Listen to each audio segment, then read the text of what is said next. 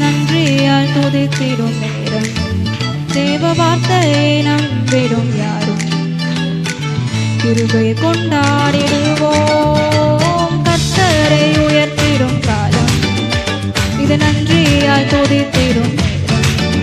தேவ வார்த்தையை